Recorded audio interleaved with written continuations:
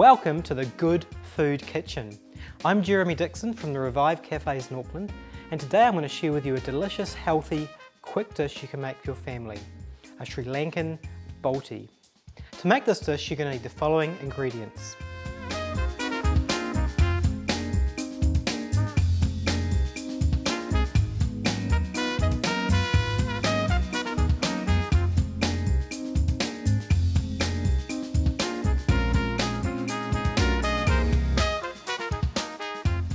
This dish is one of the hot pots we serve at Revive, which is kind of like a curry or something that's kind of like a one-pot wonder. And these are very easy and quick to make because it's basically all about throwing ingredients into one pot and cooking it until it's finished.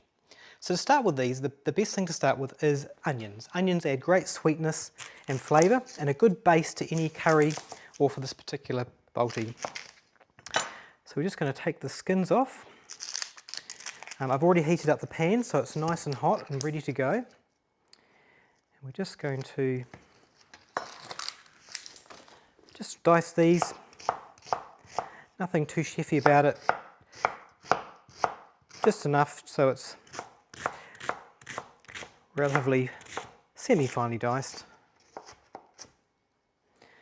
I'll put a bit of oil in the pan, there we go, nice and hot. And get these underway. This is the part that's going to take the longest, is getting the onions cooked and turning them from that current raw state into something that's really sweet and flavoursome. Going to add some ginger, and you can chop up your own fresh ginger if you want, but I love using these great ginger purees you can find in the supermarket. So quick. So good blob there. And we're going to add some garlic.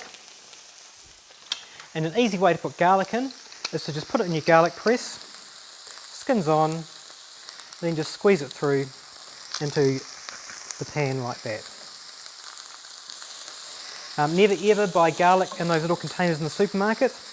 It's a food crime basically, so don't do it. Make sure you always use garlic fresh. So that base is going nicely there. So the kind of the feature protein for this dish is I'm going to use some tofu. And you can find tofu at all Asian shops and pretty much all supermarkets these days.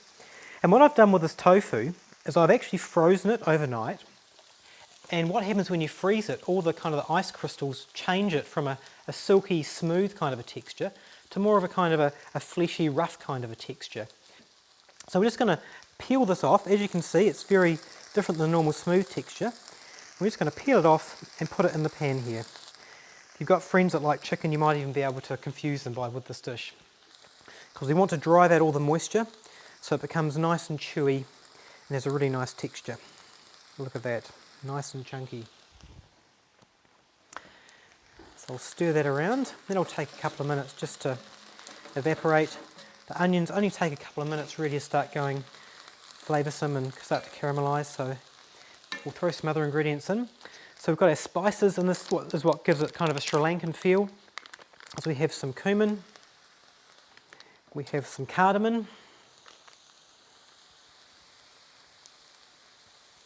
and again, if you don't like these spices for any reason, just put a little bit in or none of it and add it at the end if you want to. And obviously the clove powder have an amazing smell to them, and they really add such a depth to this dish. So stir that around. The spices just need a little bit of activating just to get their flavours coming out. So we'll just let that sit there for a couple of minutes, just to let the onion to keep caramelising and the tofu to drive the moisture out, and then we'll finish off with our finishing ingredients.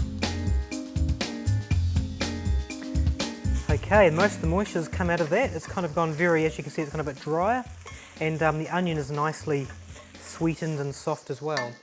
So we're going to add some tomatoes, and just some chopped tomatoes. You generally want tomatoes that are kind of quite kind of pureed. If you've got kind of chopped tomatoes or whole tomatoes, make sure you put them through a blender or a stick blender just to make them so they're a nice even consistency. You don't want, chopped tomatoes with a watery kind of mixture.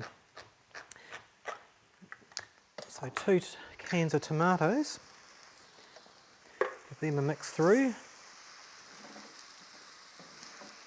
We're going to add some tomato paste, and this just gives it just a bit of extra oomph with the tomato-ness, and a bit of extra thickness as well. So we'll just use 2 tablespoons of that. And we're going to add some honey. Liquid honey is the best because it's just easily to use and it's a great healthy alternative to using sugar. And some salt.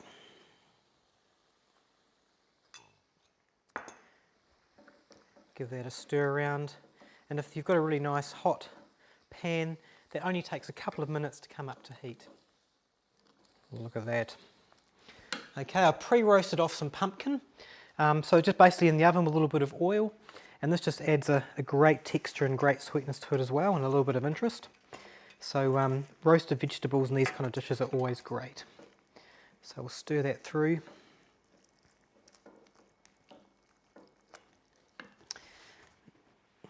And just to finish it off, because it's not looking that amazing at this stage, but if we add some creaminess to it. So 200 mils of coconut cream, just or half a big can or 1 small can, and stir that through, and that'll just give it a lovely creaminess and finish off the dish. Now you don't want to cook it with the coconut cream, it just kind of gets warmed.